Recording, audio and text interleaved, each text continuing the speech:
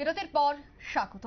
শরীর সুস্থ রাখতে প্রতিনিয়ত ব্যায়াম এবং খেলাধুলার খুবই প্রয়োজন, সে কথাই প্রত্যেক বিভিন্ন অনুষ্ঠানেই বলে থাকেন বিশেষজ্ঞরা।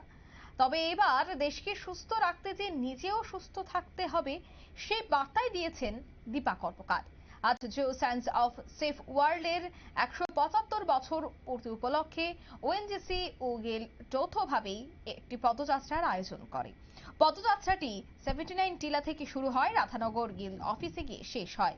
পদশ্রী দীপা কর্মকার ছাড়াও ওএনজিসির এসেট ম্যানেজার কৃষ্ণ কুমার সহ গেল কর্মকর্তারা উপস্থিত ছিলেন এই র্যালিতে। সচেতনতামূলক এই র্যালির আয়োজন করা হয়েছে, যেখানে উপস্থিত ছিলেন প্রধান অতিথি হিসেবে দীপা কর্মকার। তিনি কি বলছেন শোনাচ্ছি। অসংখ্য ধন্যবাদ জানাচ্ছি জিও সার্ভে অফ ইন্ডিয়া কি, কারণ আমরা জানি যে কিভাবে আমরা অনেকটাই আস্তে আস্তে নিউ জেনারেশন কাজের থেকে পেছনে যাচ্ছে, আর হার্ডওয়ার্ক জিনিসটা আস্তে আস্তে কমে যাচ্ছে।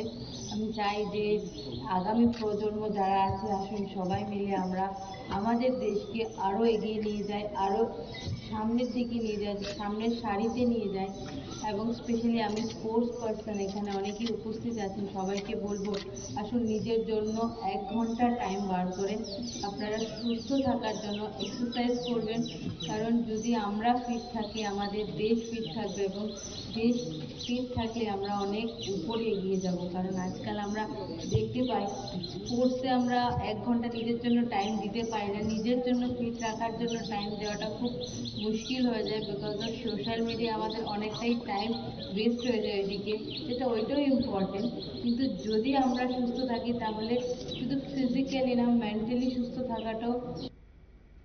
আপনারা শুনলেন দীপা কর্মকারের বক্তব্য। তিনি বললেন যে দেশকে সুস্থ রাখতে, নিজেকে সুস্থ রাখতে 1 ঘন্টা শরীর চর্চার খুবই প্রয়োজন, এবং প্রত্যেককেই শরীর চর্চা করার খুবই দরকার। সেই কথাই, সেই বার্তাই কিন্তু আজ দিয়েছে দীপা কর্মকার।